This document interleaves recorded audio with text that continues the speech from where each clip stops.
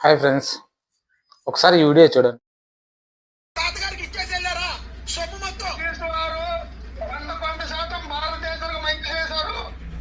భారతదేశానికి మంచి చేసి వెళ్ళారు. భారతదేశం యొక్క సంపదను కొల్లగొట్టలేదు.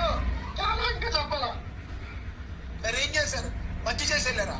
మరి ఎందుకు ఇంతమంది ప్రాణత్యాగాలు ఎందుకు చేశారు భారతదేశంలో? బ్రిటిష్ వాళ్ళు గో బ్యాక్ అని అల్లూరి సీతారామరాజు వినండి. ఏంటి వినేది కాదు సార్ మీరు చెప్పేది రండి. అల్లూరి బ్రిటిష్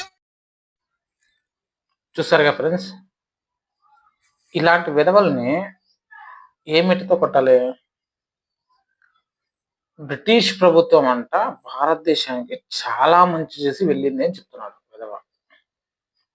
ఇలాంటి అరకొర జ్ఞానంతో మాట్లాడే వాళ్ళతో చాలా ప్రమాదం ఫ్రెండ్స్.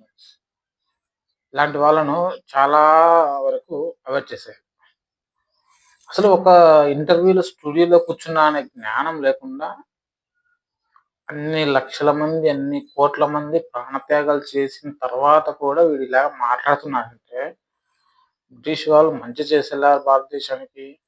ఏ సంపదను కొల్లగొట్టలేదు, ఏది ఎత్తుకెళ్ళలేదు అని చెప్తున్నాడు విధవ. రే ఎర్రగుండు నా కొడక, ఎప్పుడన్నా కానీ ముందు విషయం తెలుసుకుని మాట్లాడడం నేర్చుకో. కేవలం ఒక్క మాట మాత్రమే చెప్తా. అసలు మన భారతదేశ సంపదను బ్రిటిష్ వాళ్ళు ఎంత ఎత్తుకెళ్లారో తెలుసా మీకు? 64,82,000 కోట్లు ఎత్తుకెళ్లారు.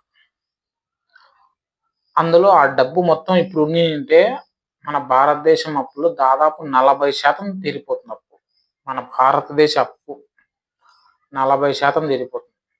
అంత డబ్బు ఎత్తుకెళ్లారు. తెలుస్తుందా నీకు?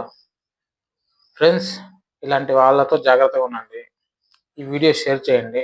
10 మందికి తెలియాలి ఇలాంటి విధవలంతా ఎలా మాట్లాడుతున్నారు అనేది ప్రతి మందికి తెలియాలి.